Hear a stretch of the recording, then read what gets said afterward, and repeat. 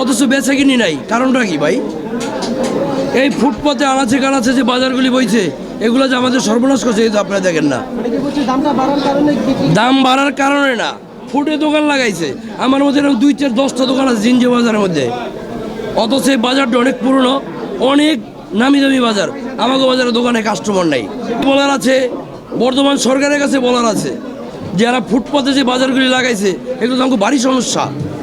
আমাকে দোকান সকালে লাগাইছে, এখন পর্যন্ত সমিতির টাকাই বেচতে পারিনি, নিজে খাওয়ানোর টাকাই বিক্রি করতে পারিনি।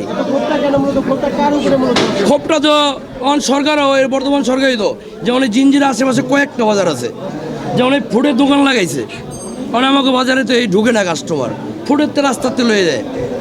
এরা কম দামে জিনিস বিক্রি হয়, ভালো জিনিসের আমাদের কোনো মান নাই। এটা পদক্ষেপ সরকারি লোকের নেওয়া উচিত, সরকারের নিজের নেওয়া উচিত। এটা আপনি ঘুরেন দেন, ফুটপাতে কোনো বাজারের অভাব নাই, আনাচে কানাচে বাজারের কোনো অভাব নাই, অথচ আমাকে ভালো ভালো ব্যবসা প্রতিষ্ঠান আমরা লেবো এসেছি, অথচ আমাকে বেচা কিনে নেই। মাল আছে দামি, কাস্টমার নেই। এই ফুটপাতে দোকান লাগাইছে আর ওখান থেকে কিনে লইয়ে জায়গা। আমরা বেশি 60 টাকা করে ভাই, 40 টাকা মালও নিয়ম, কিন্তু ওটা তো আর যাচাই করার সময় নেই। এটা বর্তমানে সরকার বা আইন শৃঙ্খলা বাহিনীরই সমস্যা। না, ক্রেতা তো হেরা তো পাচ্ছি গোয়েন্দা, হেরা নিয়ে যাবে গোয়েন্দা, হেরা বাজারে ঢোকারই নাই। তো এই যে ফুটে দোকান লাগাইছে তো আমাকে সমস্যা।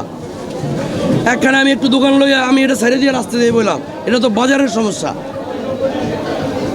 এই যে মাছ এই যেখানে আছে, ওই রাস্তা দিয়ে সন্ধ্যার পরে ওখানে পাওয়া যায়, এই ভিতরে কাস্টমার ঢুকে না। কার সমস্যা?